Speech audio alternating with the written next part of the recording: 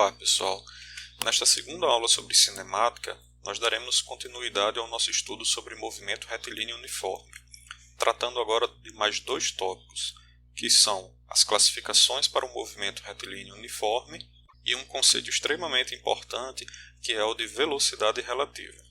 Ainda neste vídeo, nós iremos também resolver mais dois exercícios relativos ao movimento retilíneo uniforme. Então, acompanhe o vídeo.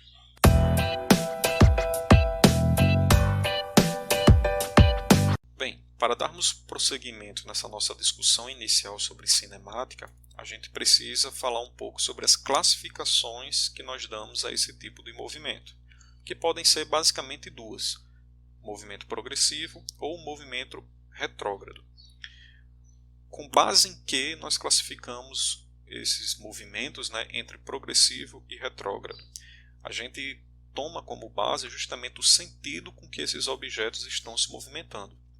Se o movimento desses objetos estiverem sendo executados no sentido que nós consideramos como positivo da situação, a gente dá a esse movimento a classificação de um movimento progressivo.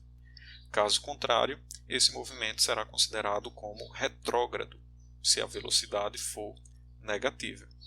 Então, a depender do sinal da velocidade, e consequentemente o sentido com que esse objeto está se movimentando numa situação, a gente consegue classificá-lo entre progressivo e retrógrado. E aí a gente tem que desmistificar uma ideia que é bastante comum, entre os alunos, de que uma medida positiva ela é melhor ou mais correta do que uma medida negativa. Não. Na física, independente da área, se é a mecânica, termodinâmica, eletromagnetismo, uma medida ser positiva ou ser negativa, basicamente que só diferem entre si em sentido. No caso aqui da mecânica, o sentido é o sentido do movimento. Esse carro aqui está se movimentando para o lado direito, esse outro está se movimentando para o lado esquerdo. Nada mais do que isso, tá certo? Então, classificar um movimento entre progressivo e retrógrado é basicamente você dizer para que lado o objeto está se movimentando. Somente isso. E aí, para finalizarmos essa nossa discussão inicial, nós precisamos também discutir um pouco sobre o conceito de velocidade relativa, que é um conceito extremamente importante. A velocidade relativa ela tem como definição ser justamente a velocidade de um objeto em relação a outro objeto que está em movimento. Ou seja, simplesmente a velocidade de um em função do outro. Determinar essa velocidade relativa é matematicamente bem simples. É você simplesmente calcular a diferença entre as duas velocidades. Por exemplo, conforme representado aí na equação, se eu quiser calcular a velocidade relativa do objeto 1 em função do objeto 2, basta eu simplesmente subtrair a velocidade 2 do valor que eu tenho para a velocidade 1. Certo? Então, ao fazer esse procedimento, eu consigo justamente encontrar a velocidade relativa com que um está se movimentando em função do outro. É importante, no ato de determinar essa velocidade relativa, a gente atentar para o sinal dessas velocidades. Porque se essas velocidades estiverem no mesmo sentido, naturalmente elas vão ter o mesmo sinal. Se os sentidos forem diferentes, forem opostos, a gente vai ter justamente sinais diferentes. E o fato de ser o mesmo sinal ou sinal diferente faz toda a diferença quando a gente está querendo calcular a velocidade relativa. Ok? E quando é que eu vou poder utilizar essa velocidade relativa? Quando é que torna-se interessante, apropriado estar usando o conceito de velocidade relativa? Bem, esse conceito de velocidade relativa é extremamente importante quando a gente está tratando de situações de afastamento de objetos.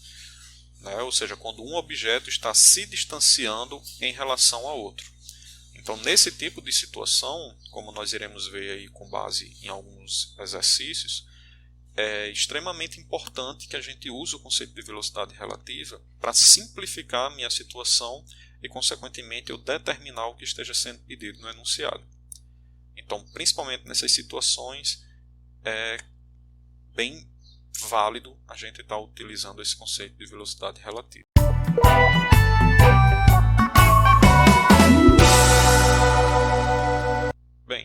base em tudo que a gente viu na aula de hoje, nós iremos resolver agora 2 exercícios para estar entendendo como é que um vestibular ou o próprio Enem pode estar abordando o conteúdo de movimento retilíneo uniforme em suas questões. Ok?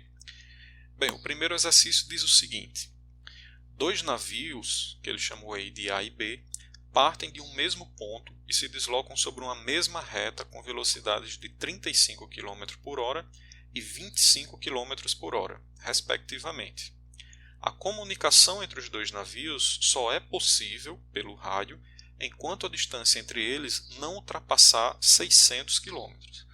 Então, até esse momento, ele deu as 2 velocidades dos navios, 35 km por hora e 25 km por hora, e ele disse que enquanto a distância entre eles for menor ou igual a 600 km, eles conseguem se comunicar pelo rádio tranquilamente. Então, isso foi o que ele já nos informou nessa primeira parte do enunciado. Vamos para a segunda parte.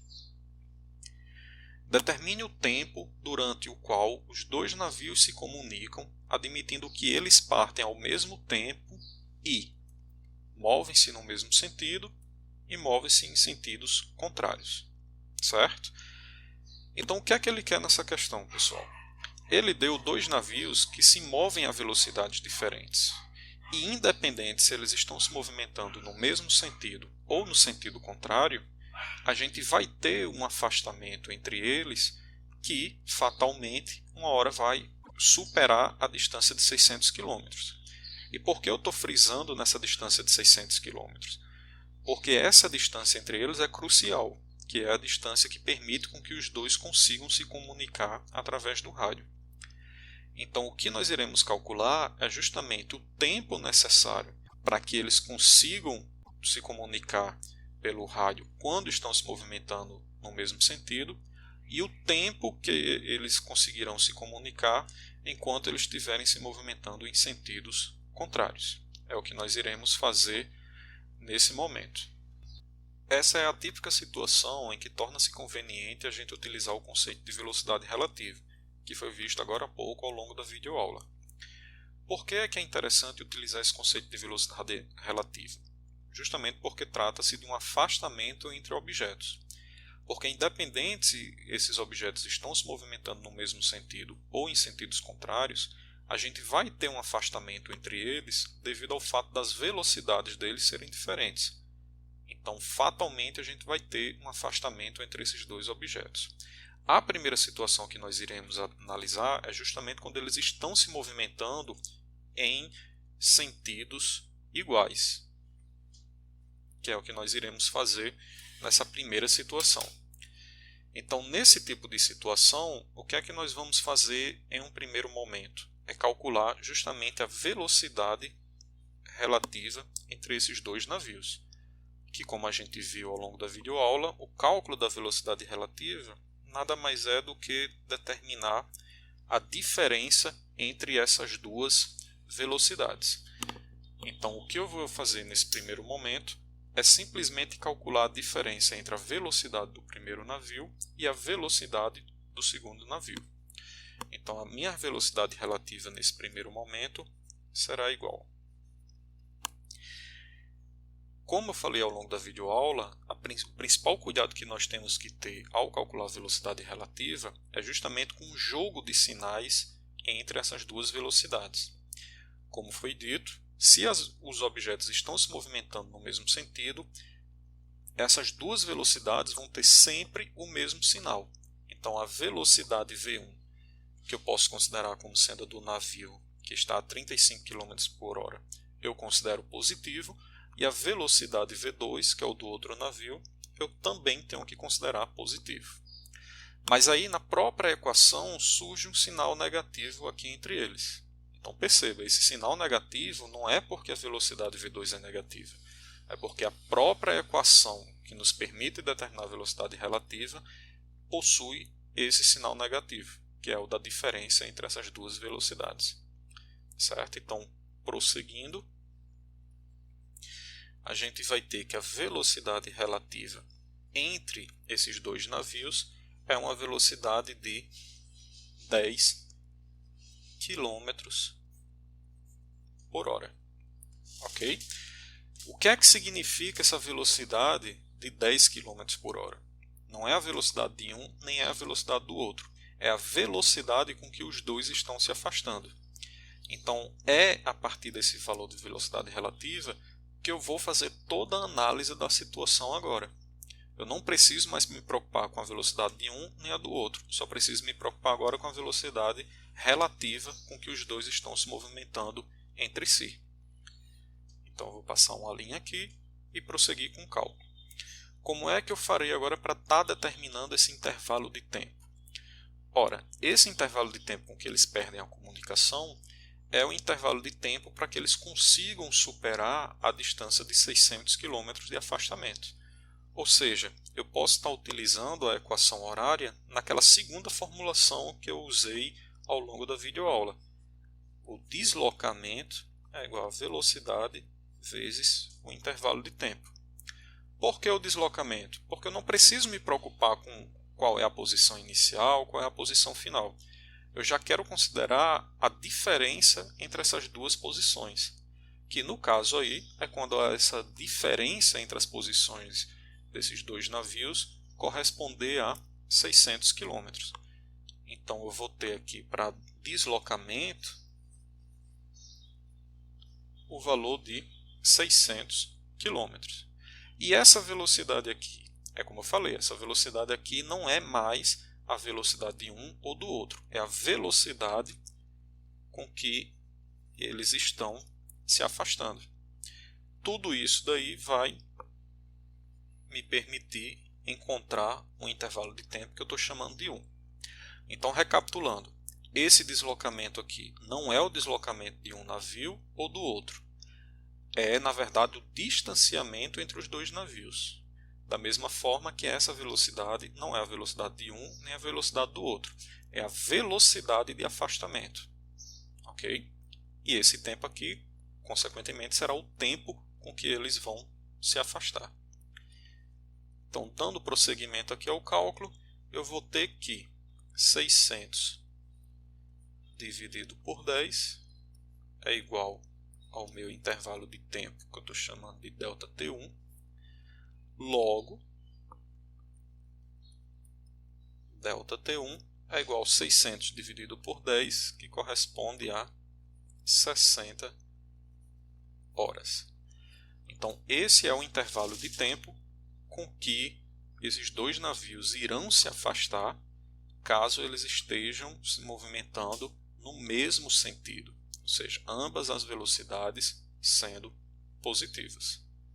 Para resolvermos a letra B, nós iremos fazer uso do mesmo raciocínio, com uma única diferença na forma como nós iremos calcular essas velocidades relativas. Justamente porque na letra B, diferentemente do que nós tivemos aqui na letra A, esses dois navios eles estão se movimentando em sentidos contrários, diferentemente do que nós tivemos aqui na letra A, em que ambos os navios estavam se movimentando no mesmo sentido. Então, para essa segunda situação, a forma como nós iremos calcular a velocidade relativa será diferente da que nós usamos para calcular a velocidade relativa na letra A. Nessa segunda situação, a velocidade relativa continua sendo uma subtração entre as duas velocidades. Mas aí tem uma seguinte questão. Qual das duas velocidades vai ser a negativa, qual vai ser a positiva? Bem, quanto a isso, tanto faz. O importante é que elas tenham sentidos, consequentemente sinais, diferentes.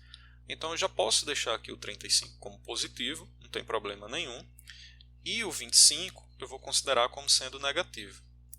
Contudo, existe um negativo aqui na equação que vai justamente interagir, digamos assim, com esse outro sinal negativo aqui, através daquele jogo de sinais que nós aprendemos lá na matemática.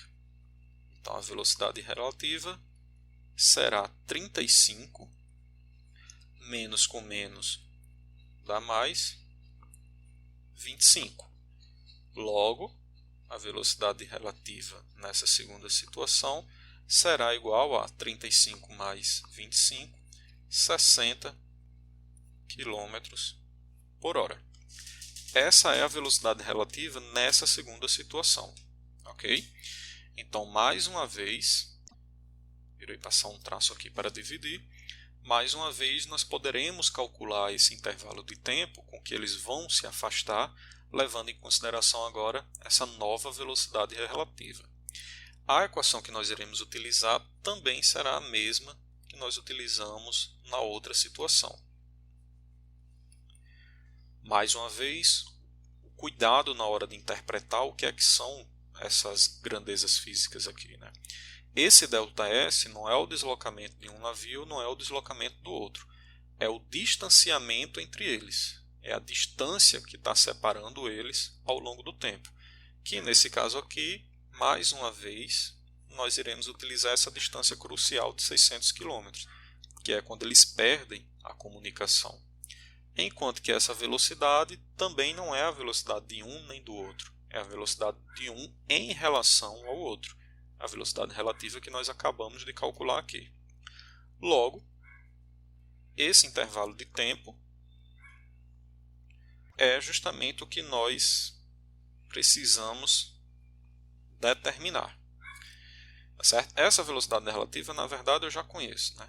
Eu já poderia colocar aqui como sendo a velocidade de 60 km por hora. E o intervalo de tempo é o que nós precisamos determinar. Ok? Prosseguindo, nós vamos ter 600 dividido por 60 como sendo o intervalo de tempo. Logo, o intervalo de tempo será igual a 600 dividido por 60, 10 horas de duração até os dois navios perderem a comunicação entre si. Ok? É sempre importante nós interpretarmos os resultados aos quais chegamos nessas questões. A gente viu claramente que nessa segunda situação a velocidade relativa foi bem maior, o que fez com que o intervalo de tempo para que ocorresse esse afastamento fosse de apenas 10 horas.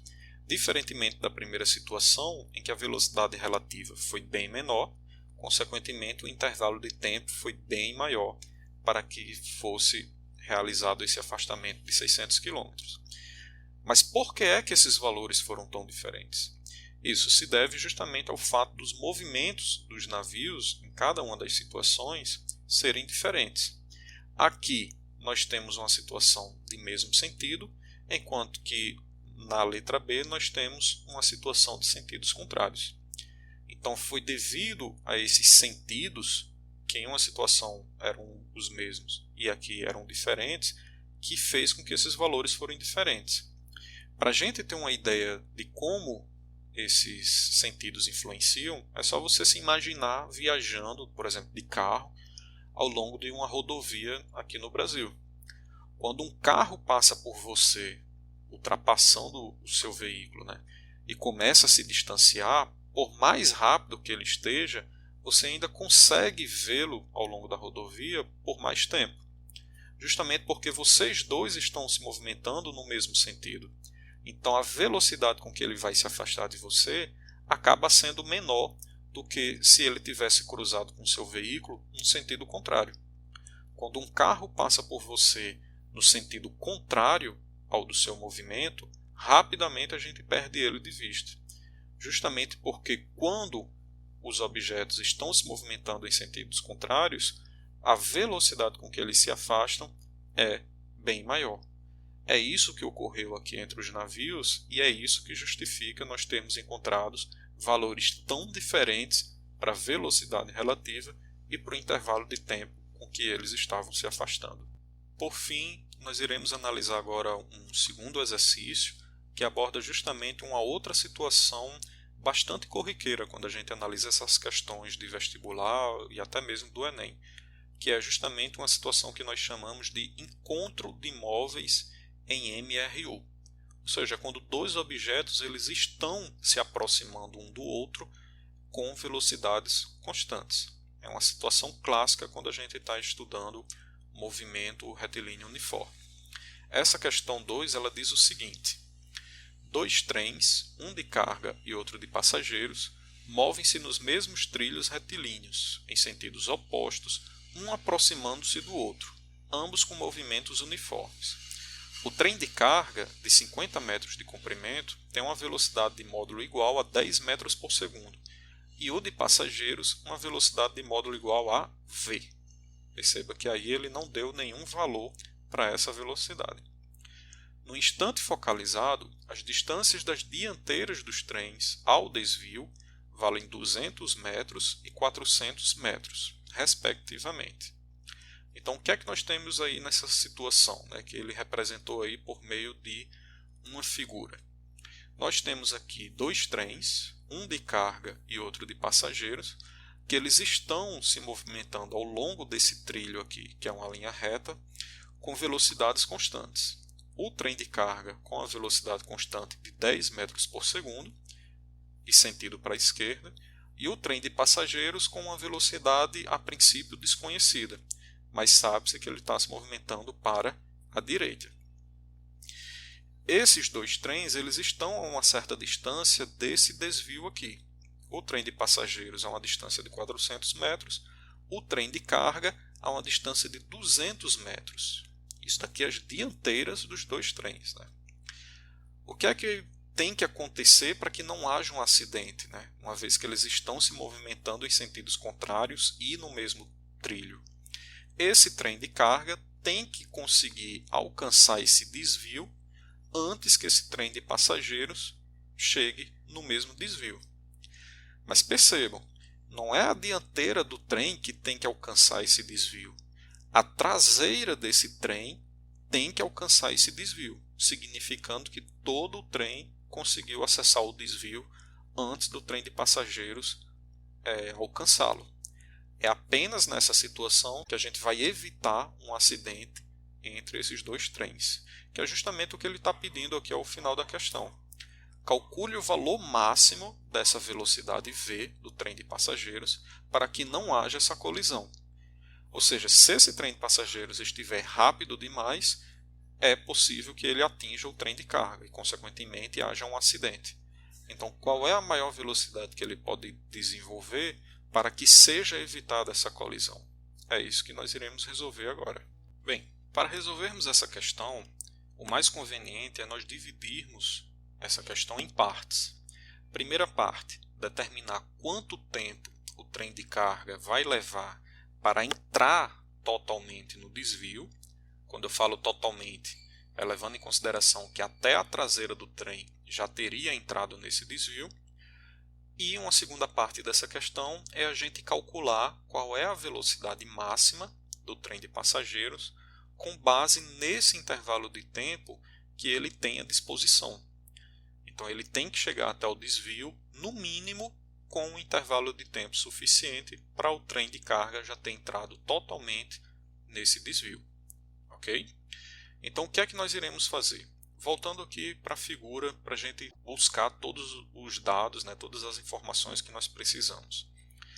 Nós temos o comprimento total, a distância, melhor dizendo, total para o trem de carga, como sendo 250 metros, que é justamente a distância desde o desvio até o final do trem de carga, e uma velocidade de 10 metros por segundo. Enquanto que na segunda situação nós iremos levar em consideração uma distância de 400 metros, que é desde a frente do trem de passageiros até o desvio, e um tempo que vai ser justamente esse tempo para o trem de carga entrar totalmente no desvio. Então, como é que nós iremos fazer nessa primeira parte? Ficou bem aqui em cima, mas tudo bem. Bem, para o trem de carga, nós podemos levar em consideração aqui a mesma equação que nós estamos trabalhando aí nas últimas questões, levando em consideração que essa velocidade é a velocidade do trem de carga, esse deslocamento é o do trem de carga, consequentemente, esse intervalo de tempo também será a do trem de carga. Bem, esse deslocamento aqui é em relação à traseira do trem. Então, nós vimos que esse deslocamento corresponde a 250 metros, enquanto que essa velocidade é a velocidade com que ele está se movimentando, de 10 metros por segundo. Ou seja, com base nesses valores, nós conseguimos determinar justamente esse intervalo de tempo que ele precisa para conseguir entrar totalmente no desvio.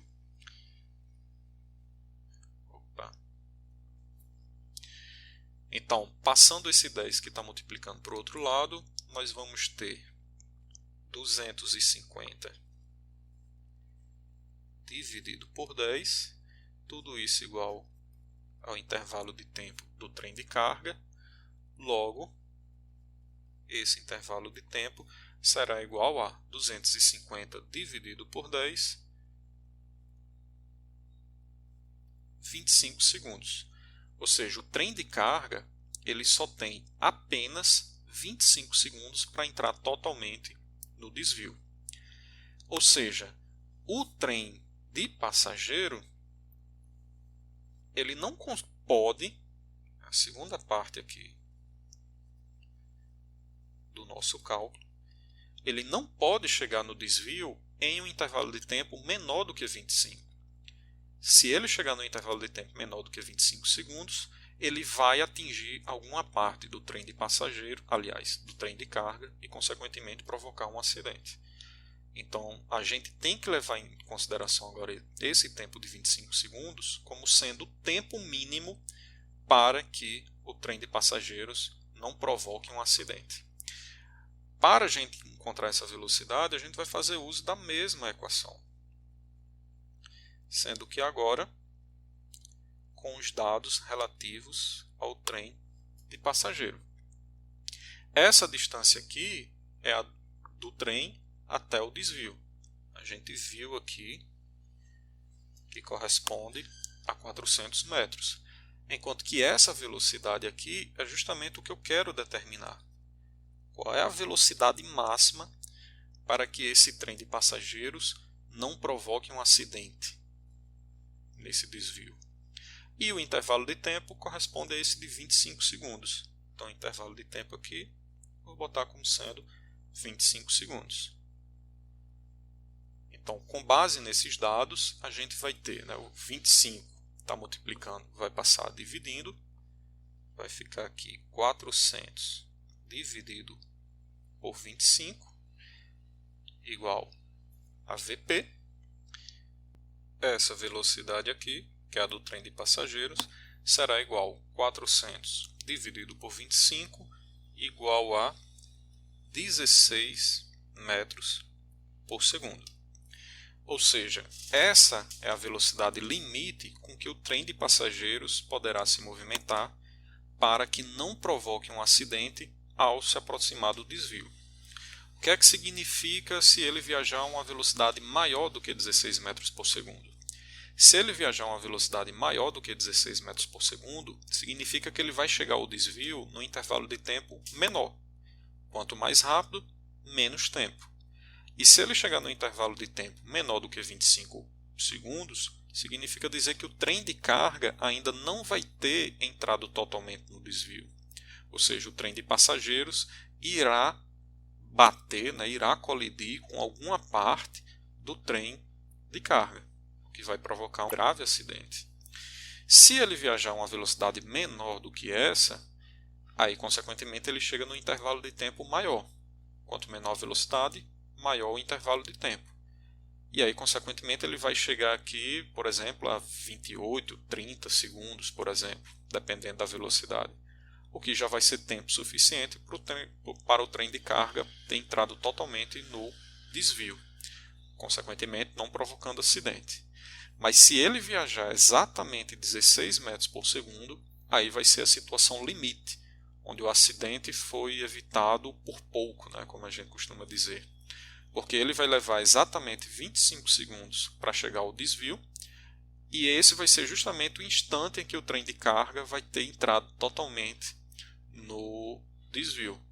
Ou seja, o acidente foi evitado nos últimos instantes, né? Uma situação bem arriscada, né? Essa situação limite. Mas é isso, como ele estava querendo saber a velocidade máxima, essa velocidade corresponde a 16 metros por segundo.